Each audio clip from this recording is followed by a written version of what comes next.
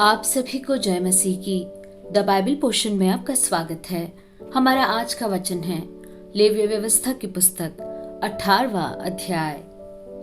फिर यहोवा ने मूसा से कहा, इस्राएलियों से कह कि मैं तुम्हारा परमेश्वर यहोवा हूँ।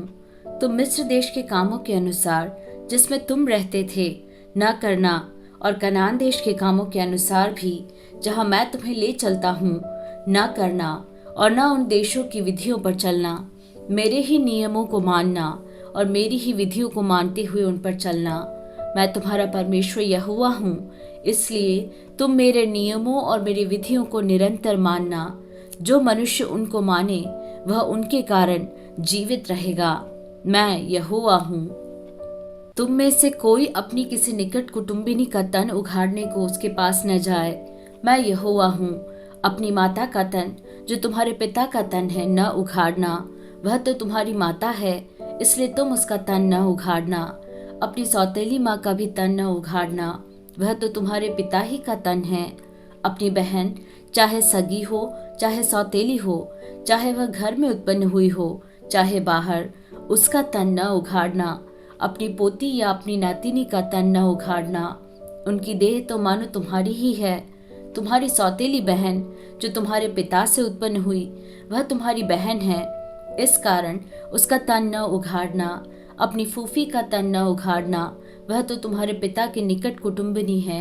अपनी मौसी का तन न उघाड़ना, क्योंकि वह तुम्हारी माता के निकट कुटुंबिनी है। अपने चाचा का तन न उघाड़ना, अर्थात उसकी स्त्री के पास न जाना, वह तो तुम्हारी चाची है। अपनी बहू का तन न उघाड़ना, वह तो तुम्हारे बेटे की स्त्री है, इस कारण तुम उसका तन न उघाड़ना।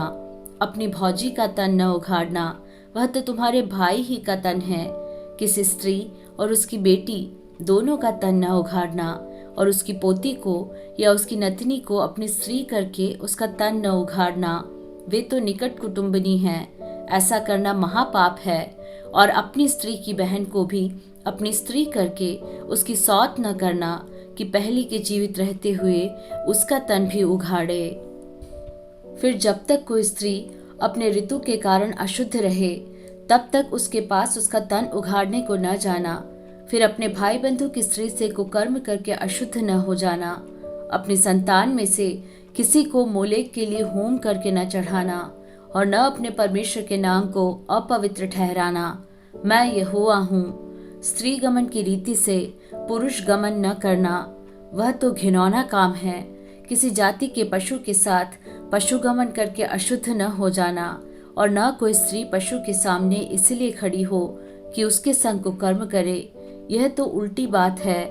ऐसा कोई भी काम करके अशुद्ध न हो जाना, क्योंकि जिन जातियों को मैं तुम्हारे आगे से निकालने पर हूँ, वे ऐसे काम करके अशुद्ध हो गई हैं, और उनका देश भी अशुद्ध हो गया है। इस कारण मैं उस पर उसके अधर्म का दंड देता हूँ, और वह देश अपने निवासियों को उगल देता है। इस कारण तुम लोग मेरी विधियों और नियमों को निरंतर मानना, और चाहे देशी चाहे तुम्हारे बीच रहने वाला परदेशी हो, तुम में से कोई भी ऐसा घिनौना काम न करे, क्योंकि ऐसे सब घिनौने कामों को उस देश के मनुष्य जो तुमसे पहले उसमें रहते थे वे करते आए हैं। इसी से वह देश अशुद्ध हो गया है।